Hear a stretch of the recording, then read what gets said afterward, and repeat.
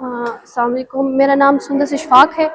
میں نے مائکروبیولوجی میں MS کیا ہے اور میرا تعلق 410 سے ہے اور میں یہاں پشاور میں ہی رہتی ہوں. کیا کیا مشکلات سامنے آئیں جب یہ آپ نے اپنے ایجوکیشن کا سفر جاری رکھا، اور کہاں کہاں ایسے موقع آئے جہاں پر آپ ڈسارٹ ہوئی؟ اسکولنگ کا سسٹم جو ہے وہ، میری مما جو ہے وہ ٹیچر ہے، تو سٹارٹ میں تو میں نے انہی کے ساتھ پڑھا ہے. پھر جب انہوں نے مجھے اسکول میں ایڈمیشن دلوایا پرائیویٹ اسکول میں نا، تو وہاں پہ یہ مشکلات ہوتی تھی کہ اکثر بارشیں ہو جاتی تھی یا پھر سیویج سسٹم خراب ہو جاتا تھا، تو پانی جمع ہو جاتا تھا. تو میں 7-8 دن بھی ایسا ہو جاتا تھا کہ میں اسکول نہیں جاتی تھی کیونکہ وہاں پہ پانی جمع ہوتا تھا. پھر میرے پیرنٹس نے فیصلہ کیا اور ہم ادھر پشاور شفٹ ہوئے میرے لیے کہ یہاں پہ پھر تھوڑی آسانی ہوتی ہے، سڑکیں بھی پکی ہے تو یہاں پہ آسانی ہوئی. پھر فرنٹیئر کالج میں نے اپنا FSC کیا، اور جب میں بے نظیر یونیورسٹی میں نے ایڈمیشن لیا تو یہاں پہ جب میں ڈسہرٹ ہوئی ہوں تو وہ اس طرح کہ میری 4th فلور پہ جو ہے وہ کلاس تھی. تو جب میں پہلی دفعہ 4th فلور پہ گئی ہوں تو میں ظاہر ہے تک گئی تھی، میرے لیے 4th فلور پہ جانا بڑا مشکل تھا. تو وہاں پہ میں تھوڑا سا ڈسہرٹ ہوئی تھی کہ بس میں نے اور آگے نہیں پڑھنا کیونکہ یہ بہت مشکل ہے. لیکن پھر میری امی نے مجھے کہا کہ ایک دن تک جاؤ گی، دوسرے دن تک جاؤ گی، تیسرے دن تک جاؤ گی، چوتھے دن تو میں یہ نارمل چیز لگے گی. اور ویسا ہی ہوا. پھر کلاس میں یونیورسٹی میں مجھے ایسی فرینڈز ملی، ایسی کلاس میٹس ملی جو میرا بیگ کیری کرنا اوپر تک اور جو چیزیں میرے ساتھ ہوتی تھی وہ، تو اس سے مجھے بہت زیادہ انکریجمنٹ ملی. پھر میں نے، اور پھر آپ یقین کریں MS میں ایسی ٹیچرز بھی آپ کو ملتی ہیں کہ پھر وہ آپ کو تھوڑا، لیکن جو میری اپنی سپروائزر تھی نا وہ ایسی خاتون تھی کہ انہوں نے کبھی یہ مجھے محسوس نہیں ہونے دیا کہ ہاں آپ میں کچھ ڈفرینٹ ہے. وہ جو ہے وہ بہت اس چیز میں وہ کرتی تھی، خیال رکھتی تھی کہ اس کو فیل نہ ہو.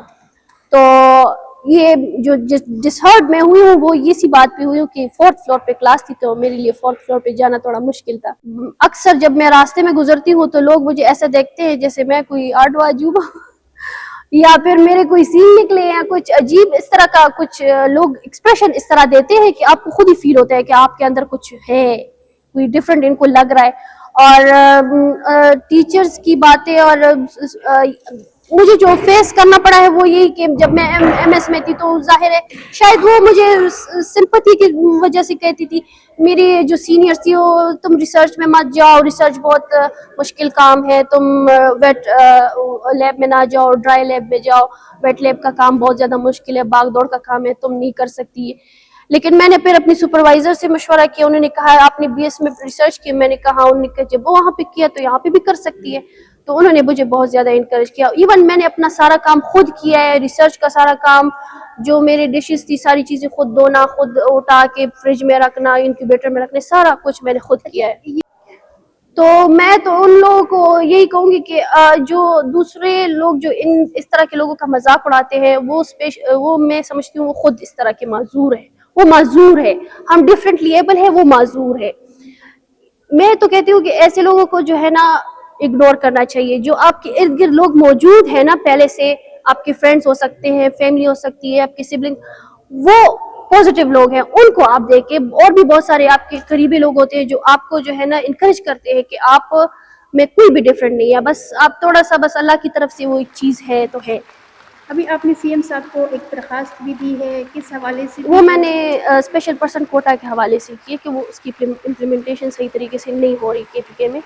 اور ID کارڈ جو ہمارا ہوتا ہے اس میں اسپیشل پرسن کا مارک ہوتا ہے. میرے پاس ابھی اپنا ID کارڈ ہے بھی، تو اس میں اسپیشل پرسن کا مارک ہوتا ہے. تو ابھی اس کی وائلیشن بہت ہو رہی ہے. وائلیشن اس طرح ہو رہی ہے کہ وہ نادرا میں تھوڑے پیسے دے کے آپ اپنا جو ہے ID کارڈ اس طرح کا بنوا لیتے ہیں لوگ، اور پھر وہ اسی کیٹیگری میں آ جاتے ہیں اسپیشل پرسن کوٹا کے. تو جب اس کیٹیگری میں آ جاتے ہیں تو پھر وہ لوگ آگے جاتے ہیں اور ہم جیسے حقدار جو ہے وہ پیچھے رہ جاتے ہیں. اچھا، CM صاحب سے اپنے جاب کی بھی بات کی کہ نہیں؟ ابھی میں کروں گی ان سے. میں نے کہا ہے کہ انہوں نے کہا ہے کہ آپ میرے آفس آ جائیں تو آفس میں کتنی بات پوری کریں. امید ہے؟ بہت زیادہ، مجھے تو ان سے بہت زیادہ امید ہے کہ وہ میری بات کو سمجھیں گے اور اس چیز کو باقاعدہ امپلیمنٹ کریں گے کہ جو میں کہہ رہی ہوں وہ اس کو سیریس لیں. اور یونیورسٹیز میں جو ہے وہ اسپیشل پرسنس کے لیے تھوڑے جو ہے وہ فیسلٹیز جو ہے وہ فراہم کریں. ایم ایس کرنے کے بعد ابھی آپ کا کیا ارادہ ہے؟ ابھی میرا پی ایچ ڈی کا ارادہ ہے، انشاءاللہ میرا ارادہ پی ایچ ڈی کا ہے، اور میں کوشش کر رہی ہوں کہ میں ابراڈ جاؤں پی ایچ ڈی کرنے کے لیے. خصوصی بچوں کے لیے کیا میسج دینا چاہیں گی؟ خصوصی بچیوں کے لیے یہ میسج دینا چاہوں گی کہ کسی کے بہکاوے میں یا کسی کے اگر آپ کو دیکھ راستے میں جا رہی ہیں اور آپ کو کوئی دیکھ کر یہ کہہ رہا ہے کہ یہ کوئی طرز کار ہے، تو اس چیز کو لے کے ڈس ہرٹ نہ ہو، کیونکہ آپ کا جو فیوچر ہے وہ یا تو آپ کے پیرنٹس کی وجہ سے سیکیور ہے یا پھر آپ کی تعلیم کی وجہ سے سیکیور ہے. یہ دو چیزیں ہی آپ کو ہیلپ کر سکتی ہے. جو خصوصی بچیوں کے والدین ہیں ان سے میں یہ کہوں گی کہ آپ اپنے بچوں کو انکریج کریں، تعلیم دیں، کیونکہ ان کا آسرا ایک اللہ ہے، ایک آپ ہے، اور تیسرا جو ہے تعلیم ہے. ایسے بچوں کی جو ہے نا ذمہ داری کوئی بھی نہیں لیتا، ایون اپنے بہن بھائی بھی نہیں لیتے بعد میں جا کے. تو تعلیم جو ہے ان کے لیے بہت ضروری ہے. کسی کے باتوں میں آ کے یا شرم کے مارے کہ یہ لوگ کیا کہیں گے، اس چیز میں بالکل بھی مت آئے.